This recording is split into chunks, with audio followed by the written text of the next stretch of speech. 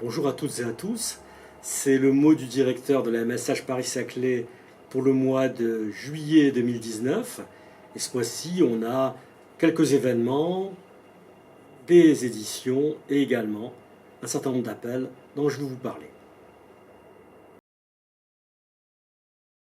Alors d'abord, concernant les événements, je voudrais attirer votre attention sur une journée d'information dédiée au SHS dans le cadre du programme Horizon H2020 et que nous organisons le 4 juillet à l'ENS Paris-Saclay avec l'Université Paris-Saclay. En fait, il s'agit d'une journée d'information au cours de laquelle interviendront des représentants des points de contact national SHS, des lauréats de projets européens SHS, ainsi que des experts des cellules Europe des établissements de l'Université Paris-Saclay.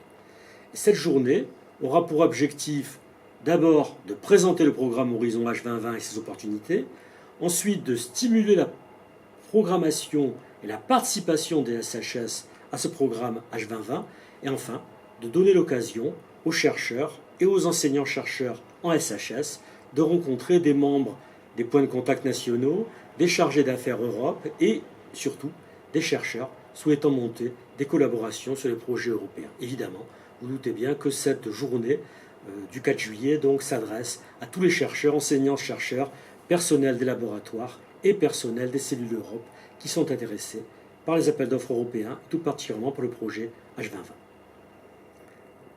Un autre projet et un autre colloque extrêmement important, c'est le colloque Vulnérabilité et résilience dans le renouvellement des approches du développement et de l'environnement.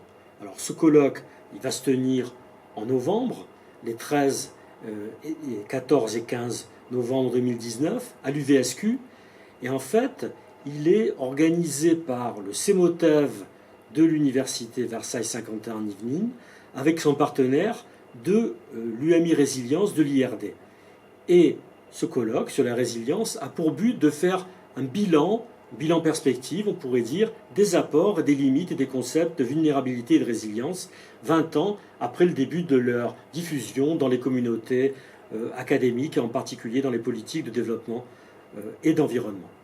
En effet, ces politiques ont connu de nombreuses évolutions depuis les années 60, et en particulier depuis les années 90, comme la lutte contre la pauvreté, la prise en compte des préoccupations environnementales, et la mise à l'agenda de ces nouvelles préoccupations a progressivement produit, notamment à travers la notion de développement durable, des convergences entre les analyses du développement et celles de l'environnement. Voilà les questions qui seront abordées en priorité dans ce colloque sur la question des résiliences et des vulnérabilités.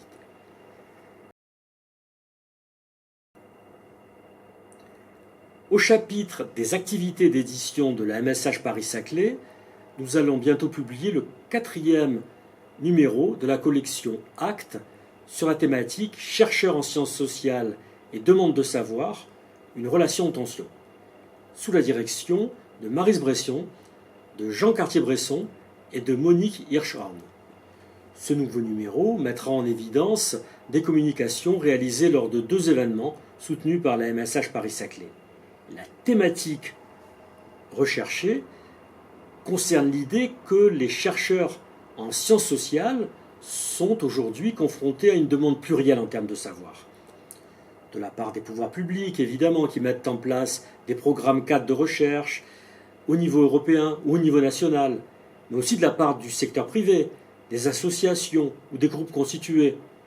Également, une demande plus diffuse et relayée par les médias provient des citoyens eux-mêmes qui demandent de décrire et d'expliquer des phénomènes sociaux, politiques ou économiques.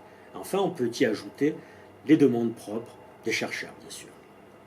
Il s'agit donc d'une demande en termes de recherche qui est de nature protéiforme et qui ne mobilise pas seulement l'activité proprement dite de recherche, productrice de données et d'analyse, mais qui fait également souvent appel à l'évaluation, à l'expertise, voire à la vulgarisation.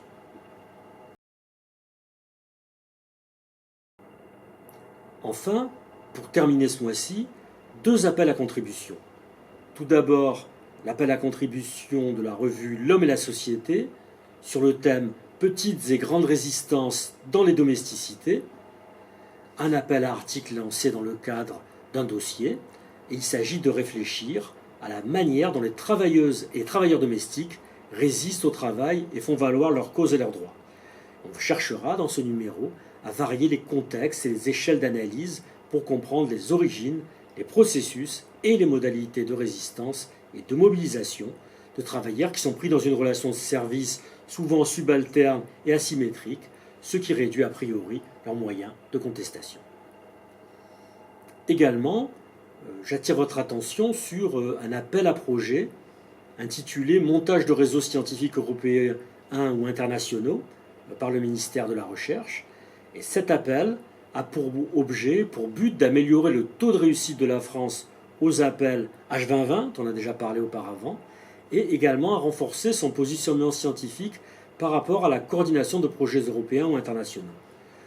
Dans ce cadre, sont attendues des propositions ayant pour objet de constituer un réseau scientifique couvrant toutes les disciplines, des sciences sociales en particulier. Ces demandes doivent répondre à des programmes européens ou internationaux de grande ampleur et qui ont un impact majeur au niveau scientifique, technologique ou sociétal. Enfin, pour terminer, je vous rappelle que le prochain appel à projet de la MSH Paris-Saclay, à savoir les appels workshop, séminaires, émergence et maturation, sera clos le 15 septembre 2019. Vous pouvez retrouver ces appels et formulaires de candidature sur notre site. Et également, je vous annonce que dans quelques jours, nous publierons les résultats des appels à projets workshop, séminaires et émergence de la vague précédente que nous avons fait évaluer maintenant.